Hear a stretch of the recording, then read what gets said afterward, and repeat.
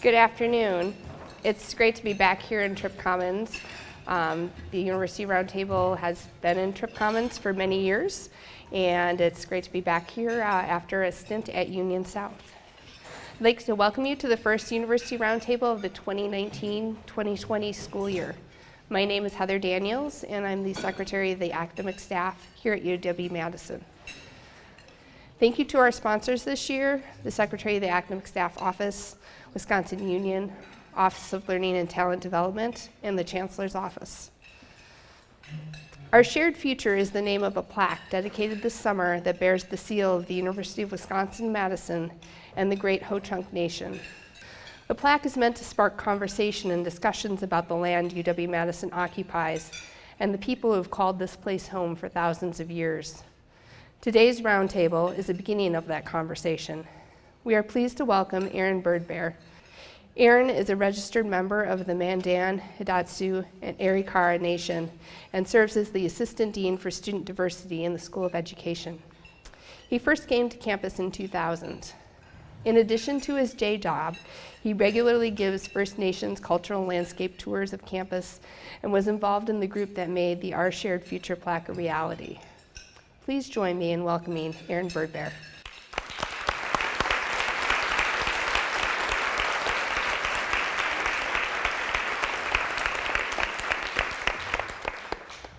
Hanichara Haipi, Aaron Birdbear Gahini Gaide. Aneen Aaron Birdbear Nindijnikaj. Bonjour, comment ça va? Très bien. So for those of you who've been on a First Nation cultural landscape tour, realize we often begin with language. And I said it's nice to be here. My name is Aaron Birdbear in the Ho-Chunk language because we're the ancestral land of the Ho-Chunk. Since you didn't know the ancestral language, I was like, maybe they know the common language of the Western Great Lakes, the trade language, and that's Anishinaabe-Moan, or the Ojibwe language. So I switched to the Ojibwe language to greet you, and that didn't work. And so I was like, maybe there are these rascally new folks in town that are all over this Western Great Lakes called the French. We know the French were here for longer, I think just about as long as the United States has been here by this point. We see it in the names of Racine, Eau Claire, Lac Butte de Mort, Prairie du Chien, although the French would be upset with how we say Prairie du Chien. So also, well, they didn't know French, well, they kind of maybe knew French. So maybe these new people, these people who speak English who've entered the Western Great Lakes just in the most recent sliver of time here. So I just wanted to remind us about how we connect to one another and how our cultures and languages connect us to this place and situate us within this world in some way. So I'm thankful to be able to share a little bit of our campus story. I'm not a historian. I'm not an anthropologist. I'm someone who stitched together kind of a compelling narrative of our campus and how we can see the shifting relationship between our university and the First Nations all around us in some way. And in me giving you this talk or First Nations cultural landscape tour is the literal equivalent, as I'm a member of the Mandan, Hidatsa, and Arikara Nation, the three affiliated tribes of the Fort Berthold Indian Reservation, which is 900 miles that way. So me giving you a tour of campus is the literal and cultural equivalent of a person from Barcelona giving you a tour of Rome, right? So just really something to note. The Ho-Chunk are just an amazing people. Their language is one of the most important languages of this continent. They're one of the only First Nations whose kind of name is of their language itself, the Ho-Chungra, the people of the big voice. And their language is the parent language of the entire Siouan language family. And so all the languages of the plains, the Dakota, the Nakota, the Mandan, the Hidatsa, were all outgrowths in some linguistic way of the Ho-Chunk language, in the same way that French, Italian, Spanish, and Portuguese are outgrowths of Latin. So what an important language and what a specialness about this particular place that we call home. So when I tell some Ho-Chunk elders that I'm Mandan and Hidatsa, they're like, yeah, you're a Ho-Chunk. I'm like, maybe a few thousand years ago, before the band broke up, I'm not sure. So, my colleague Omar Poehler is not here today, and I'd hope just to be the hype man, Flavor Flav to his Chuck D. Omar Poehler is an amazing scholar and researcher and leader, and he recently won a national award for his culture-keeping powers and talents as he helps tribes think about their own tribal collections and how they can share their stories among their own communities and with the public. So Omar can't be here today, but he sends his regards to everyone. Now, so a quick thought exercise. At your tables, I'll give you a couple minutes, just a really brief time. You're invited to welcome the newest class of students to campus. And what 3 concepts would you come up with to introduce to our community for teaching and learning purposes? And that's me doing exactly that. They asked me to speak to the freshmen, our new class of first-year students at the freshman convocation for a few years. And so I thought, what are the most important messages we need to transmit to our newest community members? So I want you to work at your tables briefly, just for a couple minutes, talking with one another, of what 3 concepts would you want to introduce to our community about this place. So please have a little conversation with your peers.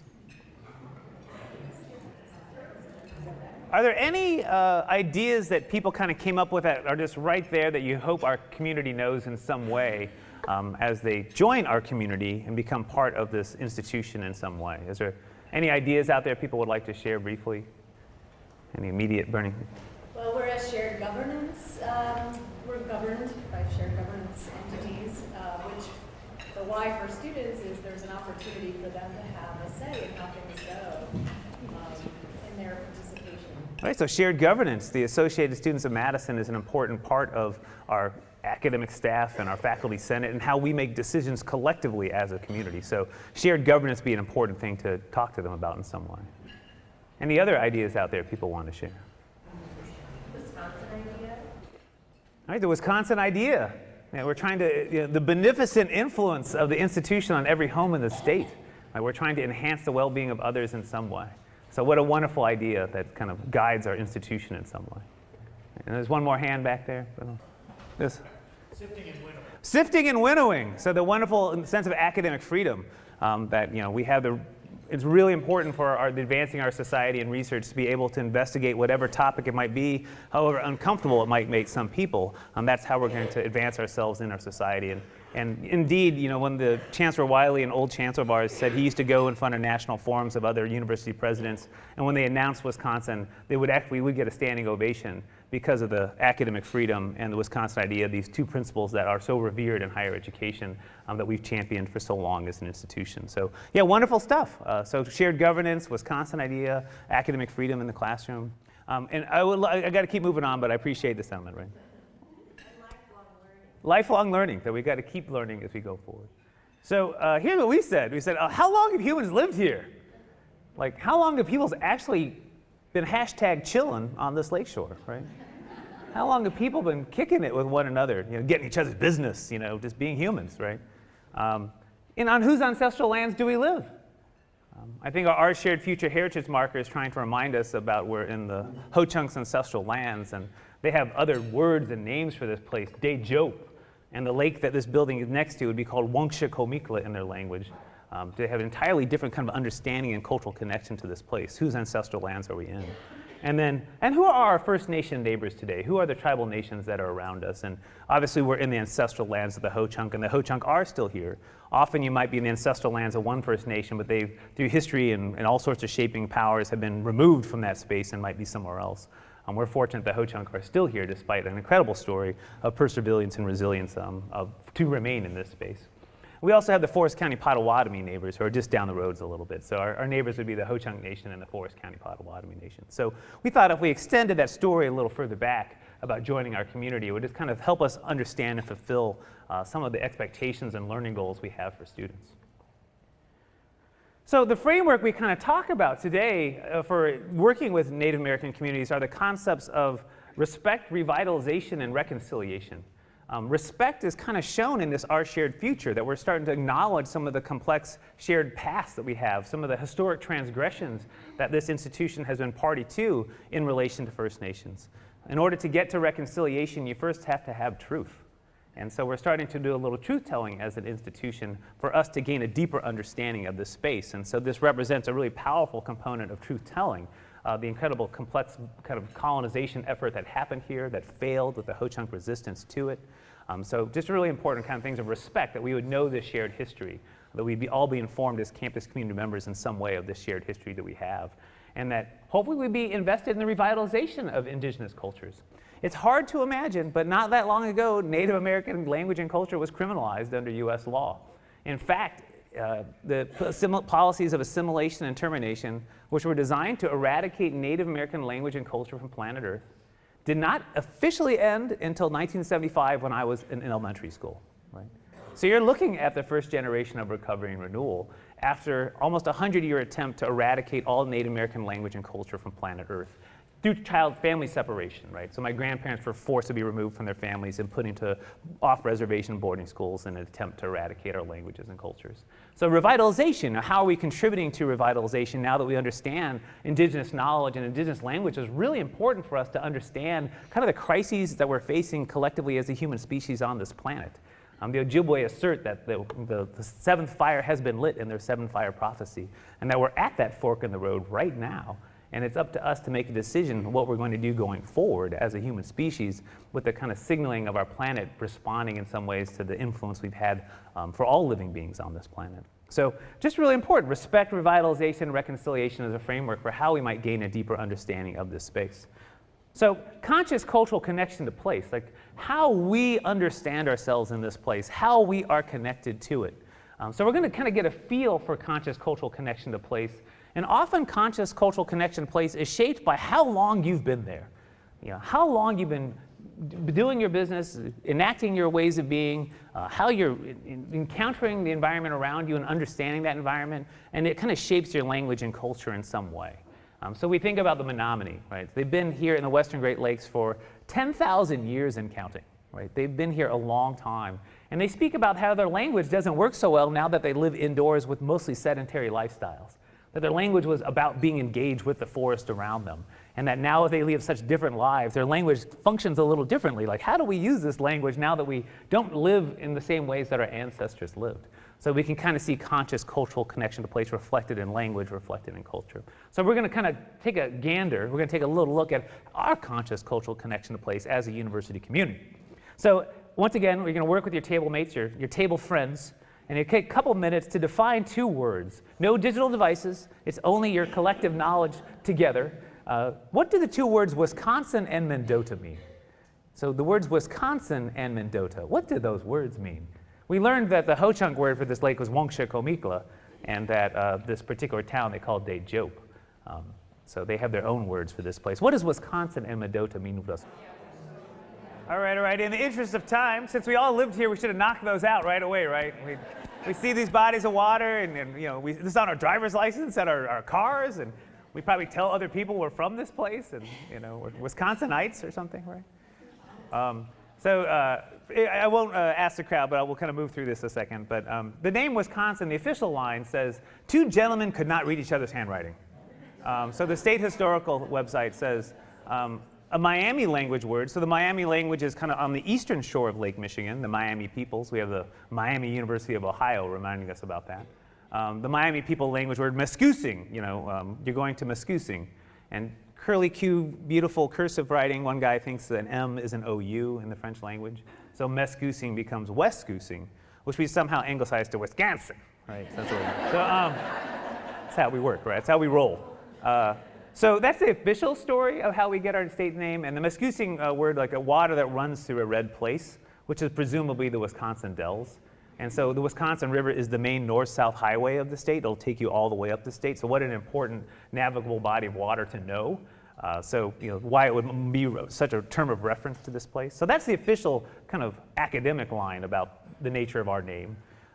The Menominee Nation, Gary Besaw, the president of the Menominee Nation a couple years ago at the State of the Tribes address, said that Wisconsin was a derivation of a Menominee language word for a beautiful place to live. So it's still contested. We don't, you know, what does this word mean? Is it truly one of the kind of a derivation, a mutation of an indigenous language word, kind of Indian-ish is what I call that? Or is it, you know, this two gentlemen can't read each other's handwriting back in the day? And so I think we're still trying to figure out what this name is and how we embody it in some way, right? So I call that quintessentially American. You know, it's going to make up something, we're going to go with it. And similarly, Lake Mendota, three gentlemen have a kind of hand in naming the lakes. A gentleman named Frank Hudson, Governor Farwell, and Lyman Draper. Governor Farwell is a land speculator, and he needs to sell this land to entice for settlement into this new idea called Madison, right? It's kind of a new place. And fourth, third, second, first lake is just not sexy enough for a brochure.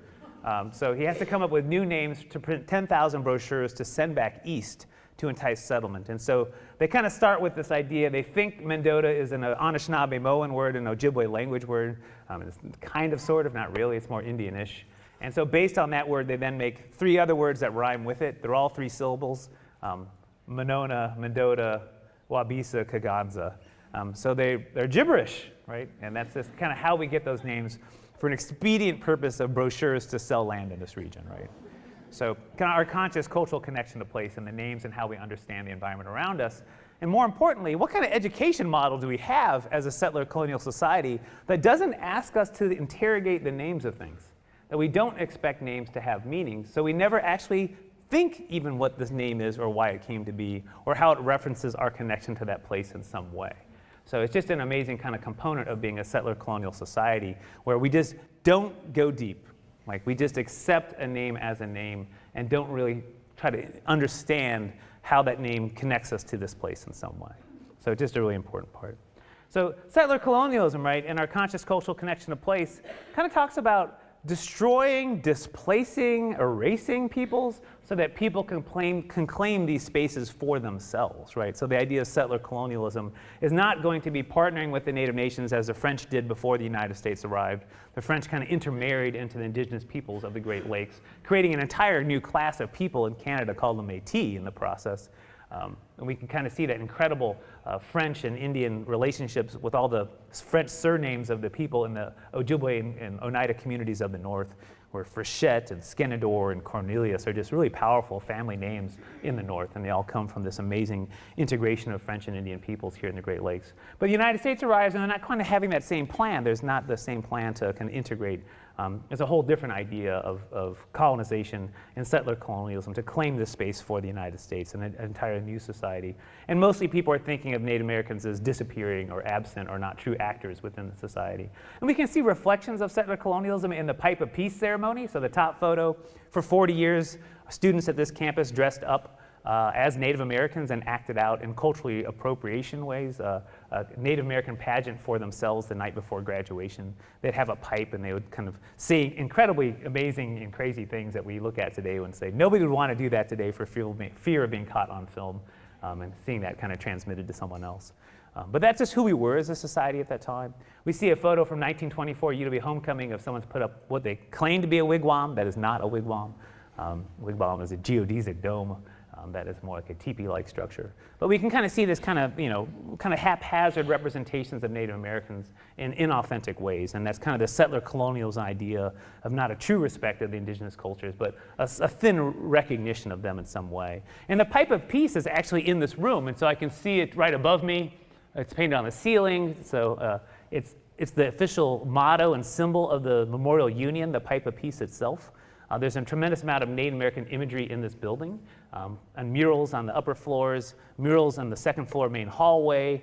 All the brass doors when you enter have the Pipe of Peace in the center of the brass doorwork when you go in and out of the Union. So we can see our campus community thinking about Native Americans in the early 20th century, but more creating mascots and stereotypes, inaccurate and inauthentic representations of Native Americans. And kind of that settler colonialism of its era when we were trying to eradicate Native American language and culture at that time. And we can kind of see the vision of Wisconsin itself as a state in the territorial seal that became the first state seal from 1848 to 1849. And as an indigenous person, I'm just always shocked and amazed. I'm like, how did this incredible Latin language get plastered all over Turtle Island?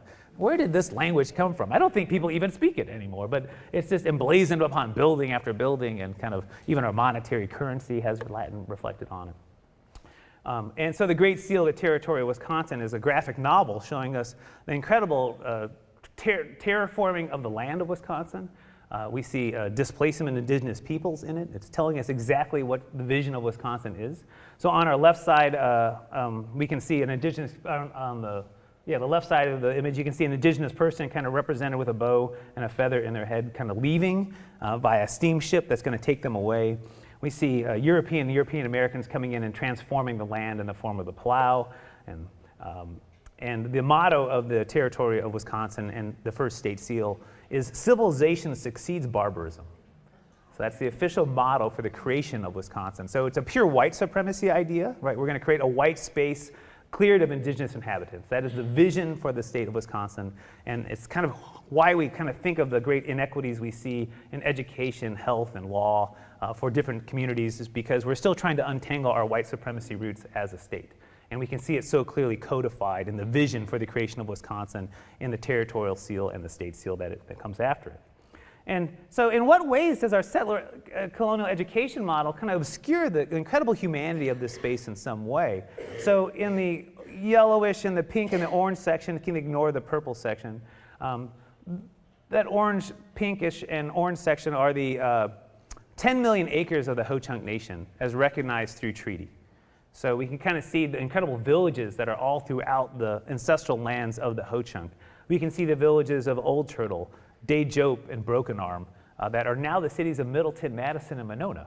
Right? We built our civic life on top of the Ho-Chunk village life. And it's a lot easier to move into a place that someone has spent thousands of years cultivating into a good place to live, right? And so that kind of settler colonial models, like we moved into a wilderness, there was nothing there. People have been here 1,000 years really transforming this place in powerful ways. And so it's just kind of what do we lose and we do not see in the process. And most people don't even know kind of these really powerful stories of conflict and contest in the space. The dates on the map correspond with the treaty dates. So 1829 is a treaty that kind of the Ho-Chunk lose a few million acres in the south central Wisconsin. September 15th, 1832, which is referenced in the Our Shared Future Heritage Marker, is the treaty that allows all of us as U.S. citizens to be here right now. It is not a dusty and stale treaty. It is a lived treaty by you every day as you walk around this town, because that September 15th, 1832 treaty allows us to be here as U.S. citizens to live in the ancestral land of the Ho-Chunk. And so that's arguably the most important document for every living species here, plant and animal, as we see an incredible transformation of our relationship to the place and to land with the signing of that treaty. And then 1837 is a treaty that shortly follows. So in quick order, the Ho-Chunk cede away their ancestral land, and they do it under incredible duress. So in 1827, there's the Winnebago War. Thousands of people move into Ho-Chunk lands illegally to mine lead, zinc, and galena. The Ho-Chunk have an avid mining economy themselves, but people realize there's a resource there, and thousands of people illegally move into Ho-Chunk lands and begin illegally mining those lands. And those people would go into the mines, and they were mining so quickly that they didn't bother to build houses, and they kind of lived like a certain animal. Do we know what that animal might be? The badger, that's right. So the badger to the Ho-Chunk in many ways is a symbol of their dispossession, right? So 1829, after the Winnebago War of 1827, when the Ho-Chunk pushed back against these thousands of illegal squatters coming into their land to take their resource, they get in a conflict with the United States. The United States wins that conflict, and as a concession forces them to cede the mining territory. So that 1829 strip of land is an outcome of the 1827 Winnebago War, where thousands of illegal squatters were coming onto Ho-Chunk land, and the Ho-Chunk pushed back, and the United States used it as a land grab in many ways. 1832, they signed a treaty under duress. 6 weeks before the signing of the September 15th, 1832 treaty, 1,000 indigenous people are slaughtered on the banks of the Mississippi River here in Wisconsin, called the Battle of Bad Axe. It is Black Hawk and the Sauk peoples escape from ethnic cleansing in Illinois. They come through southern Wisconsin, and they're met on the Mississippi River by Navy gunboats, and 1,000 people are massacred on the banks. So 6 weeks before the Ho-Chunk signed the 1832 treaty, there's an incredible violence and atrocity here in the state, kind of signaling to the Ho-Chunk what's coming their way if they're not going to get in line with the United States' wishes. So in the 1837 treaty that we see there is entirely fraudulent by any concern of legal kind of theory or law today.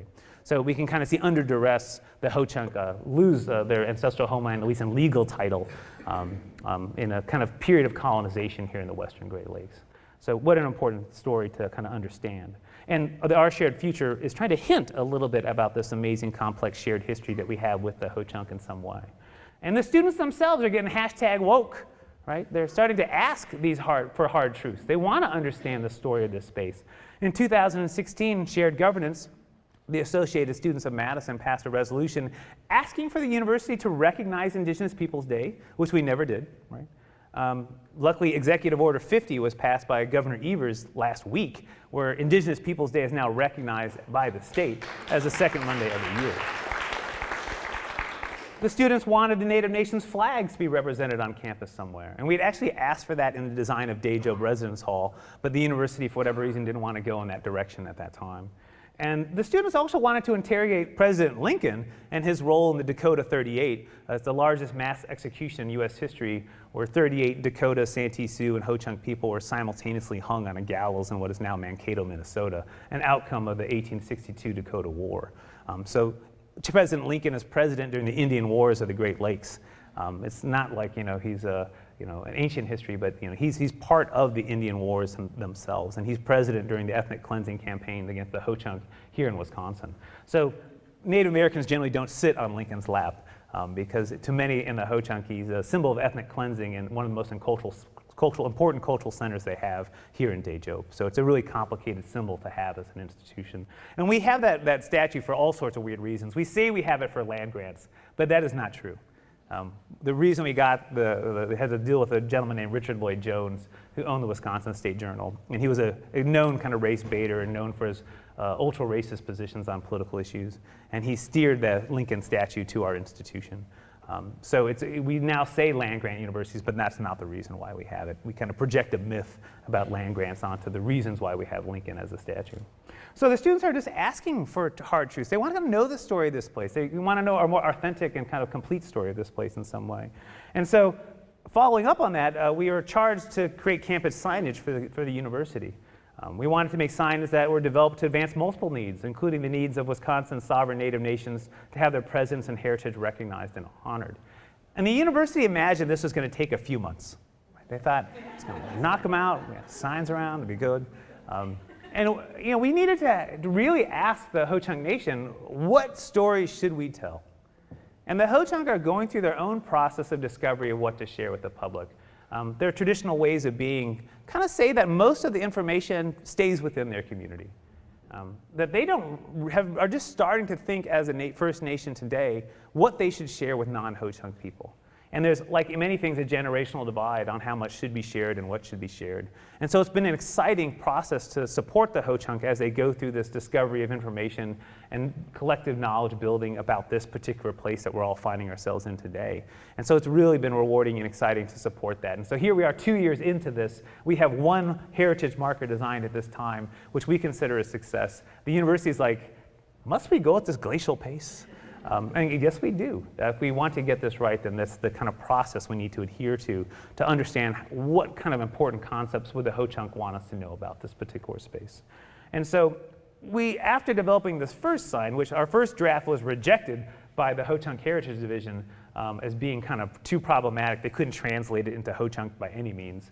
We recognized that we needed to have a different process for developing messaging of this campus. So we asked the Ho-Chunk, if you were leading this, how would you do this? Like, will it be all-day events or half-day events? There would always be food because that's our way of being. So I said, let's start doing it that way. Let's follow your traditions for how you would kind of organize people to think about sharing something in some way. And so through this 2-year process, these kind of major themes have emerged about what we're going to learn about this place in some way. And this has been being led by Omar Poehler, who's just an exceptional researcher and scholar who kind of led the Tribal Libraries, Archives, and Museums group here in the Information School for some time. And that's just helping Tribal Nation think about their own collections, their own archives, how they manage them, what stories they're going to tell themselves within their own communities, what stories they want to share with the public.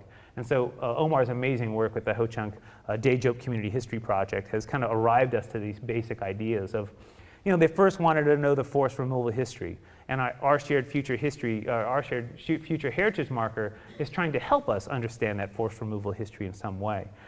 That love and respect are just central concepts that infuse every part of Ho-Chunk life. And that we should probably understand how love and respect function within the Ho-Chunk Nation in some way. That water is really a significant component of their worldview. And the kind of way they view rivers, lakes, and springs is far different than how we view them ourselves.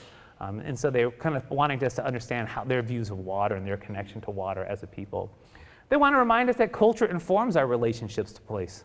One of the ways we can see that I think we've changed the name of this office once along the way. It's now called the Department of Natural Resources. Right? How we as a society kind of think about Department of Natural Resources. Indigenous scholars should say it should be the Department of Earthly Gifts. If it's a gift, how would you treat it? If it's a gift, what would you think of it? And so versus kind of an extractive kind of capitalist enterprise, our Department of Natural Resources is focusing on the commodification of living beings in the form of plants and animals, versus the Department of Earthly Glyphs that might view such a world in a different way. Cultural humility, that, how our relationships to place, that we need to practice cultural humility as a people.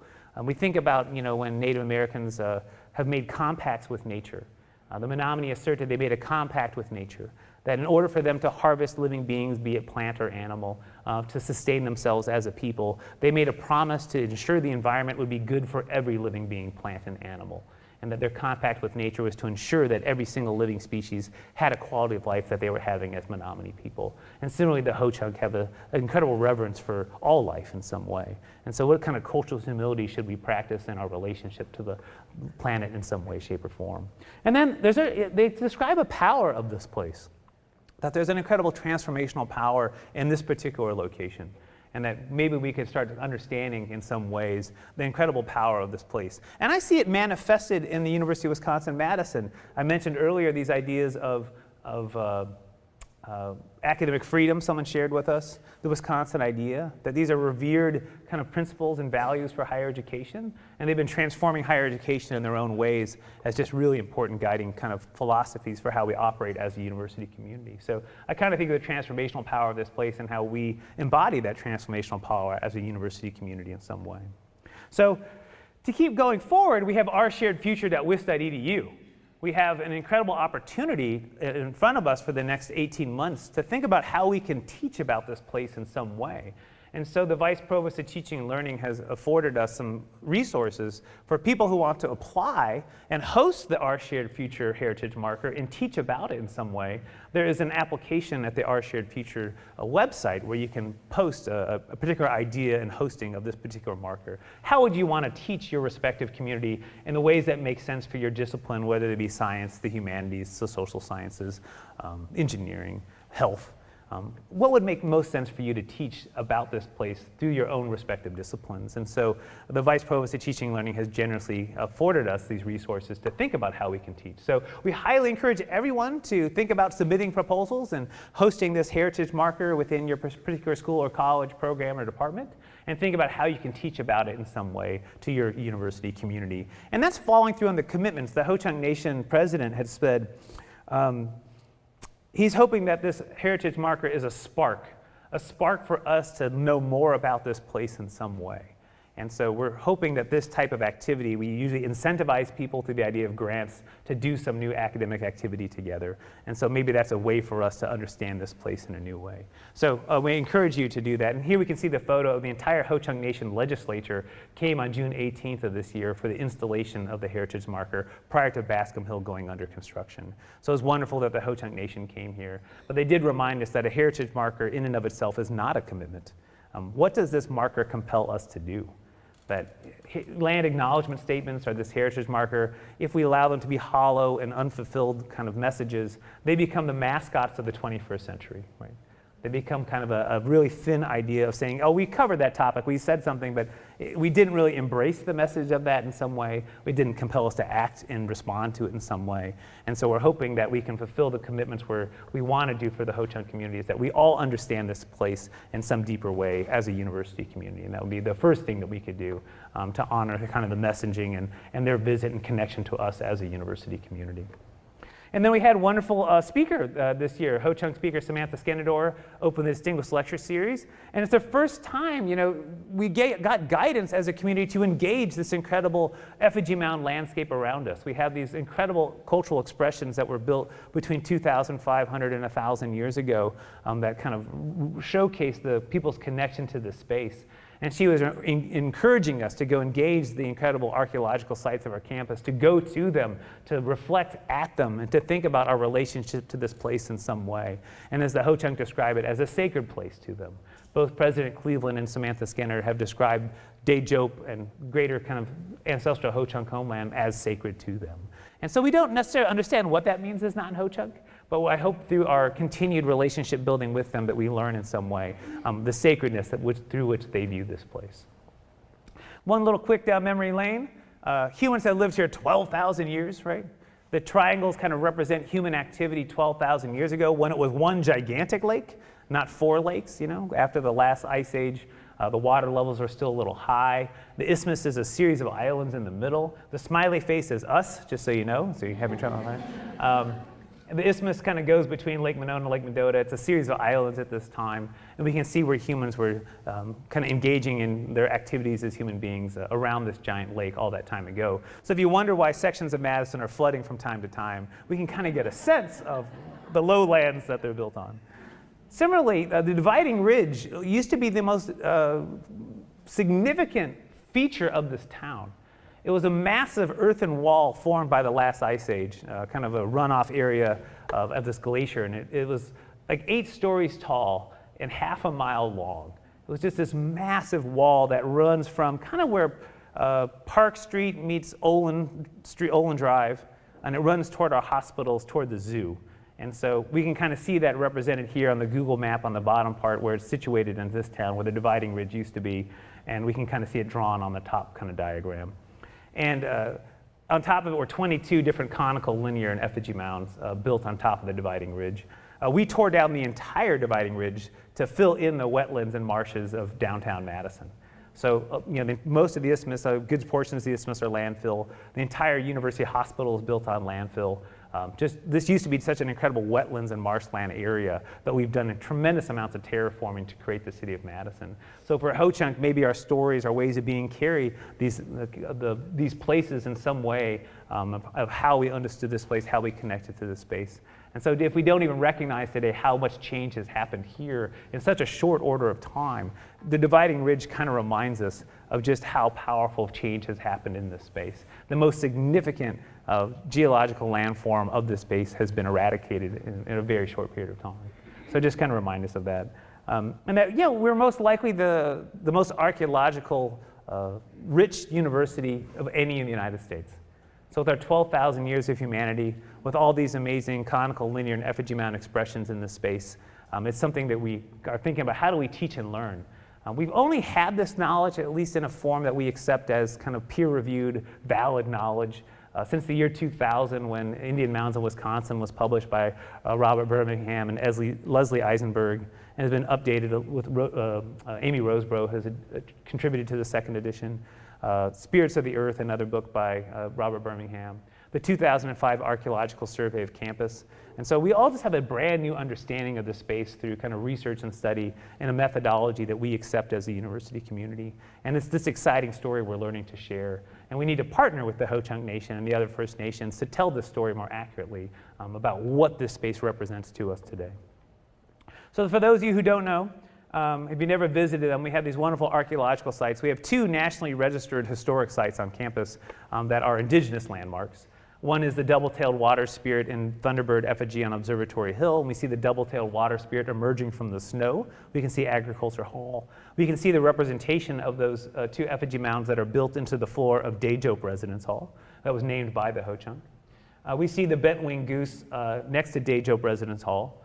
And we can see the system of bent-winged geese that used to cover the 4 Lakes area, these incredible cultural expressions, these burial sites created by the ancestors of the Ho-Chunk. And so the bent-winged goose is the signature effigy of the 4 Lakes. Of the 20,000 of these conical, linear, and effigy mounds built in what is now Wisconsin, these are the only representation of the bent-winged goose in that entire system of 20,000 earthworks. So what a very special and significant cultural representation it is. And since we have one on our campus, we've elevated it to a nationally registered historic site, along with the double-tailed water spirit. There are many different water spirit representations around these lakes, but there's the only one of its type, the double-tailed water spirit, is found on our campus. And so it's thought to be a unique cultural expression among 20,000 of these cultural expressions. And so we want to protect that and steward that in some way. So just really special sites. If you got a flavor for the isthmus in 1836, here's a drawing of the isthmus. It's a highly impressionistic drawing by an early survey crew. But you can just see the depth of human development of all these amazing landforms and earthworks that humans created over time. So the left side of the map is basically Wisconsin Avenue running from the Capitol to the Edgewater Hotel. That is the isthmus kind of running along the page. We can see the river on the right, which would be the now straightened Yahara Cut, the Yahara River that we've kind of straightened out. Third lake represents Lake Monona. And so we're kind of seeing all these incredible leveled areas and these massive 300-foot earthen walls that people have built as burial sites, and all this tremendous amount of remembrance of ancestors that has happened in this space. So we are in what should arguably be a United Nations Educational, Scientific, and Cultural Organization World Heritage Site. With the uniqueness of this culture that's expressed in this space. And indeed, faculty from Edgewood College are beginning an exploration of registering this town as a UNESCO World Heritage Site in partnership with the Ho-Chunk Nation. That process doesn't take long, just about 15 to 20 years, right? So it's just begun this process of thinking about how special culturally and historically this place represents for humans here in the Western Great Lakes. And so here we can see the entire breadth of this culture being expressed in southern Wisconsin. The darker the gray, the more kind of effigy mound, conical and linear mounds that you'll find in those spots. We have over 1,200 here in Greater Madison. Similarly, down where the Wisconsin River meets the Mississippi River, we see another heavy area of development. So we can get a sense of that. And each little dark dot on the map to the right showcases where you'll find a grouping of these archaeological sites around the four lakes. So what a special and an incredibly rich place to teach about in some way. And just that colonial veneer, right? So if we looked at a timeline of 12,000 years to present, we are just the last 1.5% of that story. 1848 forward is the last 1.5%. 98.5% of the humanity of this space is in a language other than English, in a way of being different from the way of being of our own. And it's just an incredible, compelling story to tell. In fact, the effigy mound and conical mounds are even just the last 25% of that story. There's 75% of the human story before the mound builders even begin in this space. And so we just have a really rich story to tell as an institutional community. We have the kind of knowledge today of the ancestral lands of the First Nations of the Western Great Lakes. If you've never been to the ways.org, that this incredible educator named Finn Ryan developed these amazing vignettes in partnership with the First Nations of Wisconsin and created this map for us to kind of understand whose ancestral lands we're in. That kind of first question I kind of asked us to think about three important concepts we might know. So we can see we're in the Ho-Chunk's ancestral land with the Potawatomi being our neighbors and the Menominee and the Ojibwe nations to the north. And yet somehow in the Wisconsin idea, if we look to that guiding principle and we look at that book from 1914, the chapter called The Wisconsin Idea of the Soil, it says, Wisconsin is fundamentally a German state. I'm like, German state? I mean, how did we get there? But I guess in the sense of U.S. statehood, right? We kind of think about the populations coming in, and they brought with them as high ideals as any people who came to America, right? But we'd have to practice some cultural humility to see beyond the colonial veneer of kind of this establishment of this idea of displacing and erasing the indigenous population in some way. And we'd have to think about quieting our own worldviews to think about understanding the equally valid worldviews of this place that other peoples, such as the Ho-Chunk, the Potawatomi, the Menominee, the Oneida, the Stockbridge-Munsee, all these different groups would carry for us to understand in some way. We're practicing cultural humility as an institution. We created Dajope Residence Hall in partnership with the Ho-Chunk Nation, right? Trying to understand and tell the story of 12,000 years. We learned a lot through this process. It was very challenging for the Ho-Chunk and for us. The Ho-Chunk gave us the name Wongshik-Homikla to name us initially as the name for this building, to which we said, too hard?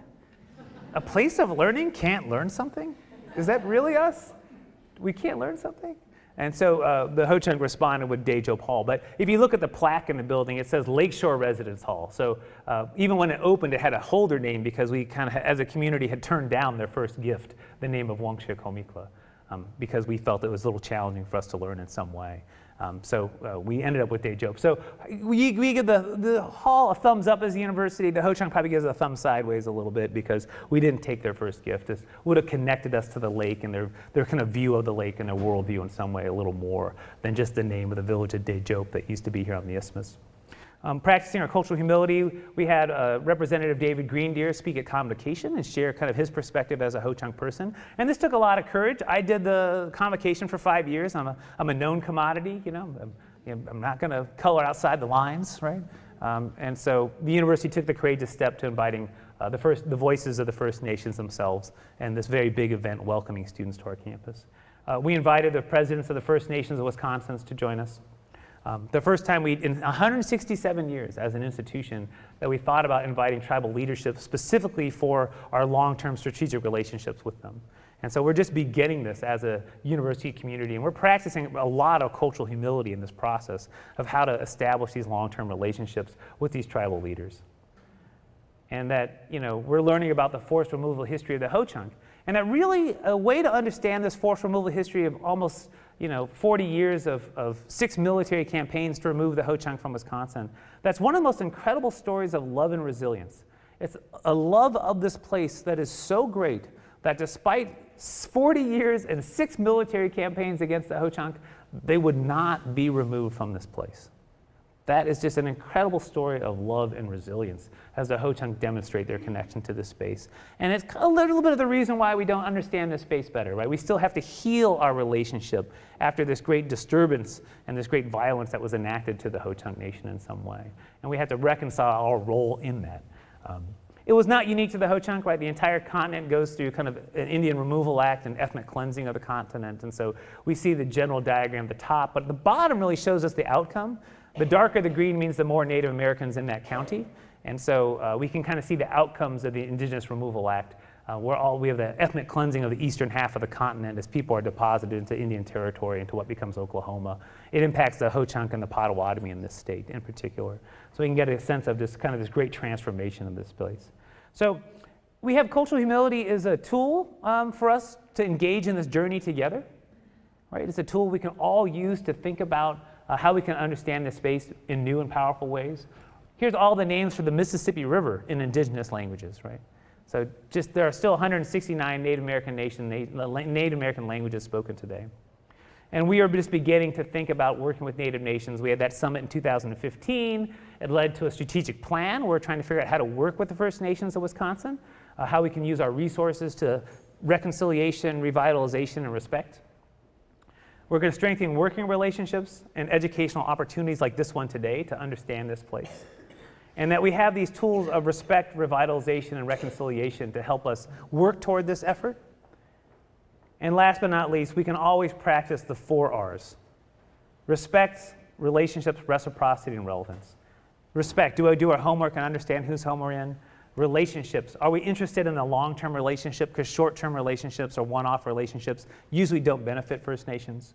Reciprocity, that hopefully it's helping both people advance in some way. Like the Day-Joke Community History Project, this 2-year process to understand this space better is advancing the knowledge of the Ho-Chunk first and foremost, and we're going to be secondary benefit from that work that they're doing today. And relevance, that we don't want to ask indigenous nations to do things that are really luxury items in some way for them. They have pressing matters to do. And so we shouldn't ask them to do things that are not really especially germane or relevant for who they are as a people. And we can look to other universities who are ahead of us in gaining a deeper understanding of their places. This is the University of British Columbia, and they have over 50 bilingual signs on their campus in the Musqueam language. They asked the Council of Elders to say, if we called this street, University Avenue, what would you call it? And they're looking at the mountains. They came up with different names. And so we can see some of the names in Agricultural Road those are characters I've never even seen before. But they're teaching everybody how to say that. They got little voice teaching mechanisms. And so they are learning as a university community to understand this space through the eyes of the ancestral people who've lived there for so long. So we kind of have models for how we can gain this deeper learning as we go forward. So last but not least, I just want to say the mere act of talking with one another and understanding the 12,000-year history of this place can break the cycle of erasure established through settler colonialism. So the mere act of talking with one another about this, I don't know this, what do you know? I don't know this. I am not from here, right? I've had to learn a lot. I've had to practice a lot of humility. I've got a few dressing downs along the way because we make mistakes, and that's okay.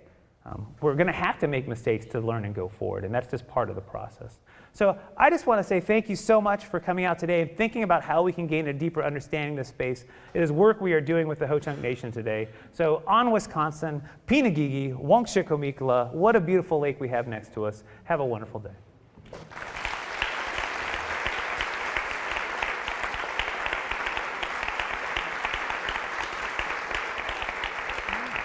We do have a couple of minutes if anybody wants to ask a question. One burning question. Does anybody just have the question they got to ask? Today's the day. I'm the guy. You should ask me, right? You can't offend me. We're a generous learning community supporting one another. You mentioned the seventh crescent, Seventh fire. seventh fire. Can you say more about that? I'm not Ojibwe, right? So I don't know deeply their seventh fire prophecy.